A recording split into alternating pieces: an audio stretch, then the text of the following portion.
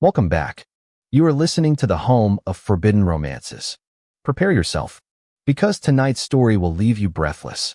The barrel of the silenced pistol pressed against my temple was cold, but the voice that whispered against my ear was scorching hot, dripping with a terrifying mixture of innocence and malice.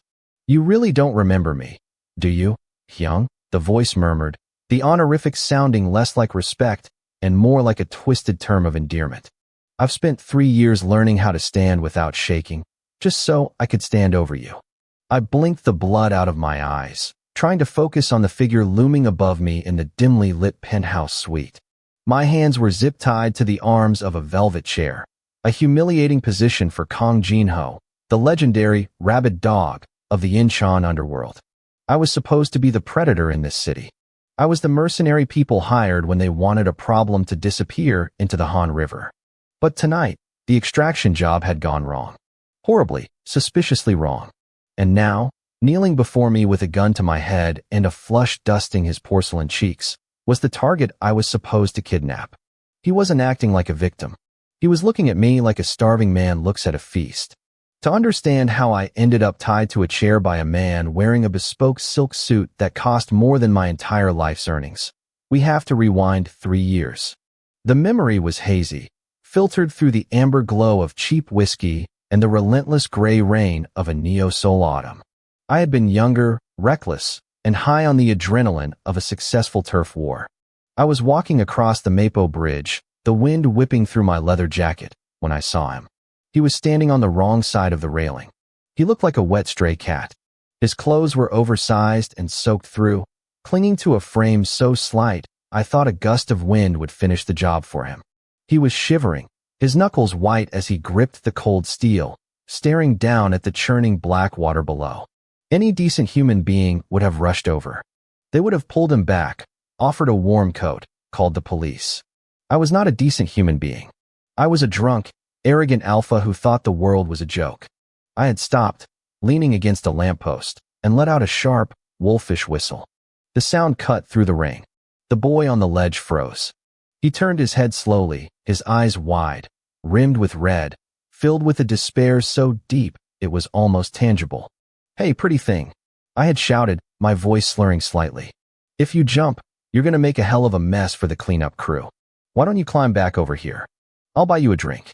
You look like you need a stiff one more than a funeral." It was cruel. It was dismissive. It was the kind of thing a villain says. The boy had stared at me, frozen. The rain plastered his hair to his forehead. For a long moment, I thought he was going to let go just to spite me. But then, something shifted in those tear-filled eyes. The despair fractured, replaced by shock, and then confusion. I didn't wait to see the outcome. My phone buzzed with another job, and I turned around, waving a hand dismissively over my shoulder. "Suit yourself, kid. But the water's freezing tonight." I walked away. I whistled that same tune as I disappeared into the fog, leaving a boy on the edge of death with nothing but a crude invitation. I forgot about him by the next morning. Clearly, he hadn't forgotten me. "The Mapo Bridge," the man in the penthouse said softly, pulling me back to the terrifying present. He holstered the gun but didn't step back. He reached out, his fingers tracing the bruise forming on my jawline. November 14th. It was raining. Recognition hit me like a physical blow. The sharp jawline, the obsidian eyes that seemed to absorb the light. He had filled out, grown into a beauty that was dangerous and sharp, but the underlying structure was the same. "You," I rasped, my voice hoarse from the earlier struggle. "The jumper. Lee Seo-jun," he corrected, his voice velvety. And I wasn't jumping. I was considering my options. "You were crying," I countered, testing the limits of my bonds. They were tight. Professional grade. "You looked like a stiff breeze would knock you over." "And you whistled," Seo-jun said, a strange, breathless hitch in his voice. A flush crept up his neck, staining his pale skin pink. It was bizarre.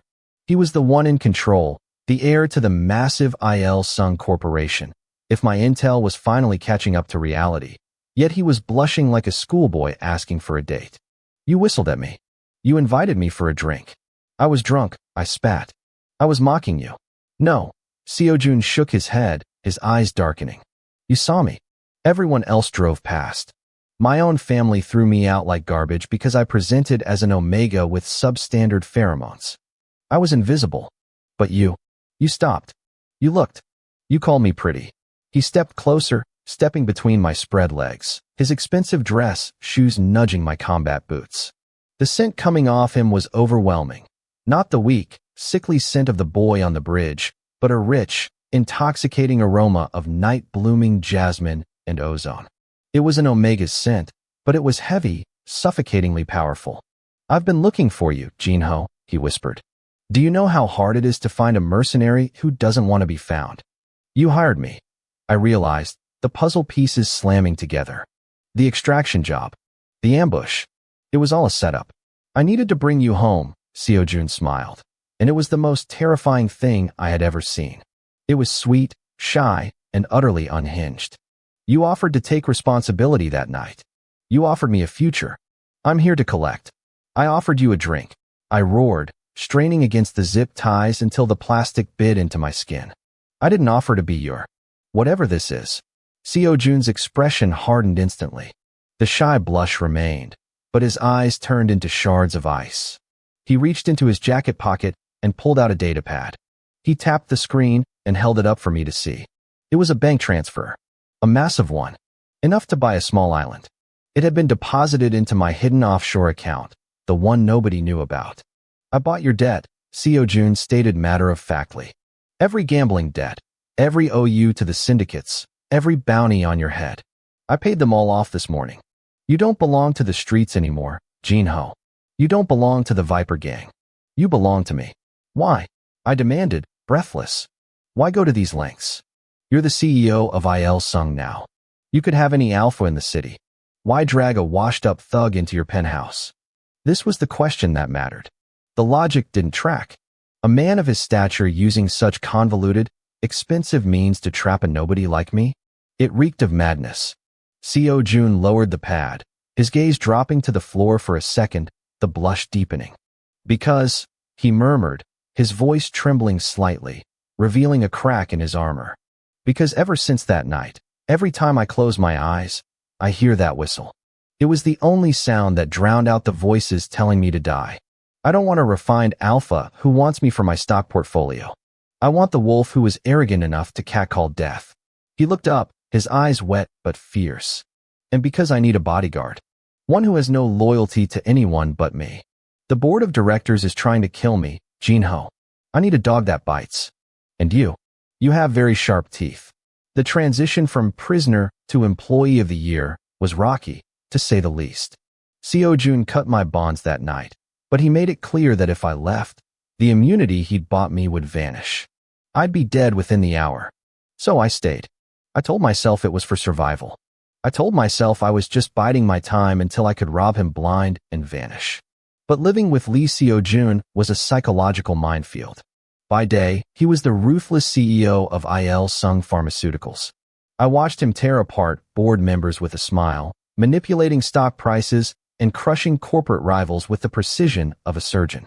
He was cold, untouchable, an ice prince. But behind the closed doors of the penthouse, the dynamic shifted in ways that made my head spin. He would follow me around the apartment like a shadow. If I was cooking, he would sit at the island, chin in his hands, watching me chop vegetables with an intensity that made the knife slip. If I was working out in the home gym, he would pretend to read reports in the corner, but I could feel his gaze burning holes into my back. And the blushing. God, the blushing. Whenever I caught him staring, he would turn that shade of crimson and stammer, barking out a nonsensical order to cover his embarrassment. Your shirt is untucked, Director Kong." He would stutter, averting his eyes. "Fix it. It's unprofessional." "I'm wearing a tank top, Seojun," I'd reply, wiping sweat from my forehead. Then put on a jacket. It's indecent." It was a game. A dance. He was the master, I was the servant, yet he acted like the one who was overwhelmed. The turning point came 2 months in. The gala. It was a high society event, a masquerade ball held at the Skydome. Seojun was the guest of honor. I was in a tuxedo that cost more than my first car, an earpiece buzzing in my ear, scanning the crowd for threats. Seojun was tense. His scent was spiking with anxiety, burnt sugar, and ozone. He held my arm tightly as we navigated the sea of sharks in silk dresses and Italian suits. "Stay close," he whispered, his fingers digging into my bicep. "I'm not going anywhere, princess," I muttered, scanning the mezzanine. "Relax. You're shaking." "I hate them," he hissed, the shyness gone, replaced by venom. "They all look at me and see a weak Omega who lucked into an inheritance. They're waiting for me to trip." "Let them look," I said, surprising myself with the growl in my voice. "If they get too close, I'll break their fingers." Seo Jun looked up at me, his eyes wide behind his silver mask. For a second, the ambient noise of the party faded. The connection between us crackled, electric and terrifying. Then, the lights went out. Chaos erupted. Screams. The shatter of glass. "Get down." I shoved Seo Jun to the floor just as the first shot rang out, chipping the marble pillar where his head had been a second ago. My instincts took over. The rabid dog was back. I dragged Seo Jun through the panic, moving low and fast. Assassins. 3 of them, wearing maintenance uniforms, moving with military precision. "Kitchens," I barked, shoving Seo Jun through the service doors. We sprinted through the stainless steel maze. I could hear boots pounding behind us. We hit a dead end, a loading dock door that was locked tight. I spun around, drawing the concealed pistol from my shoulder holster. "Get behind me." "Jinho, there are too many," Seo Jun gasped, clutching the back of my jacket. I said get back. 2 men burst through the doors. I dropped the first one with a double tap to the chest. The second one lunged, a knife flashing. I parried, but he was fast. The blade sliced across my forearm. I gritted my teeth, ignoring the pain, and slammed my knee into his gut, finishing him with a blow to the temple. But I had missed the third one. He emerged from the shadows to my left, gun raised. I was off balance. I couldn't move fast enough. Bang. I braced for the impact, for the darkness. But it didn't come. Instead, a body slammed into the gunman. Not me. Seo Jun. The timid Omega had launched himself at the assassin, smashing a heavy glass decanter he must have grabbed from a prep table over the man's head. The glass shattered. The gunman crumbled. Seo Jun stood over him, chest heaving, his mask gone, his face flushed not with embarrassment, but with adrenaline and rage. He was holding the jagged remains of the decanter like a shank, ready to stab the man again if he moved. "Nobody," Seo Jun snarled, his voice dropping an octave, "touches my dog." I stared at him, blood dripping down my arm. He looked magnificent. He looked lethal. He dropped the glass and spun around to face me. The rage vanished instantly, replaced by wide-eyed panic as he saw the blood on my arm. "Jinho." He rushed over, his hands trembling as he hovered over the wound. "You're hurt." "Oh God, you're bleeding." I didn't move fast enough." "You moved plenty fast," I grunted, leaning back against the loading dock door, adrenaline crashing. I looked at him, really looked at him. "You saved my life. You're my responsibility," he whispered, echoing the words I knew were haunting him. He ripped the silk pocket square from his suit and began binding my arm. Tears were welling in his eyes. "You can't die. You promised." "I never promised anything," I said softly. "You whistled," he insisted, tying the knot tight, his hands shaking. He looked up at me, his lashes wet. "That night, you called to me. You made me look away from the water. You made me look at you. That's a promise, Jinho. You made yourself my reason to stay alive. So you don't get to die." The logic was twisted. It was the logic of a traumatized boy who had latched onto the only lifeline he saw. But as I looked at him, this powerful, broken, beautiful creature who had just fought a hitman for me, I realized something terrifying. I didn't want to leave anymore. I reached out with my uninjured hand, cupping his cheek. He froze, his breath hitching. The blush returned, violent and red. "You're crazy," I murmured, my thumb brushing away a tear. "I know," he whispered, leaning into my touch, surrendering to it. "And you're a brat." "I'm a CEO.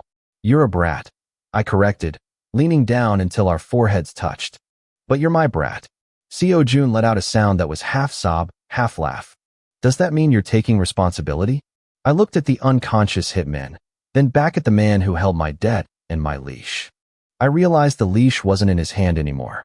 It was tied between us. "Yeah," I breathed, closing the distance. "I guess I am." The weeks following the gala changed everything. The dynamic in the penthouse shifted.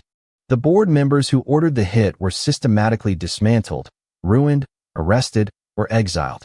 Seo Jun didn't do it alone. I was his shadow, his enforcer, his partner.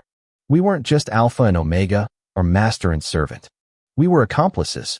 But the real change happened in the quiet moments. It was a rainy Tuesday night. We were in the living room. Seo Jun was reading a book, his legs draped over my lap. I was cleaning my gun, the rhythmic click-clack of the assembly the only sound in the room. "Hyung?" he asked softly, not looking up from his book. "Yeah. If you could go back," he turned the page, feigning nonchalance, though I could smell the spike in his scent. "To the bridge. Would you do it again? Would you whistle?" I stopped polishing the slide. I looked out the floor-to-ceiling windows at the rain-slicked city of Neo-Seoul. I thought about the freedom I used to have, the freedom to drink myself into a stupor, to sleep in gutters, to live without caring if I woke up. It was a hollow freedom. Then I looked at Seo Jun. He was watching me now, that perpetual blush dusting his cheeks, waiting for my answer like it was a verdict. I set the gun down on the table. I took his hand, interlacing our fingers. The fit was perfect. "No," I said. Seo Jun flinched, his eyes widening in hurt. "I wouldn't whistle," I continued, pulling his hand to my lips, kissing his knuckles, watching his eyes dilate. "I'd climb over that rail, grab you by the tie, and drag you to dinner properly. I wasted 3 years, Seo Jun. I wouldn't waste a second." The book fell from his lap. Seo Jun scrambled forward, straddling my waist, burying his face in the crook of my neck. He was trembling, but this time, it wasn't fear. "Then make up for it," he muffled against my skin. "Take responsibility now." I wrapped my arms around him, holding him tight against the storm outside. The timid boy on the edge was gone. The blushing tyrant was here to stay. And the rabid dog? Well, let's just say I found a master worth biting for. And that is how the wolf finally learned that the most dangerous trap isn't made of steel, but of silk and a broken boy's obsession. If you enjoyed seeing how Seo Jun flipped the script and claimed his alpha, destroy that like button. And tell me in the comments, if someone saved you from the edge with a cruel joke, would you obsess over them or hate them forever? I'll be reading your answers. Subscribe for the next chapter. Until then, prompt image. Prompt, masterpiece, best quality, high-res, 1.2. Korean manhwa style, semi-realistic, digital art, 2 men, BL, Yaoi, man 1. Kneeling on plush rug, looking up, sharp, beautiful face, blushing heavily, dark hair, wearing unbuttoned expensive silk suit, expression of shy obsession, holding a black gun loosely, man 2. Sitting on leather armchair, rough mercenary look, muscular, scarred arms, messy hair, wearing black tank top and tactical pants, looking down with possessive smirk, hand. Cupping man 1's face. Background is dark luxury penthouse at night. Rain on floor-to-ceiling windows, city lights bouquet, gun cleaning kit on table, atmospheric lighting, cinematic composition, intricate details.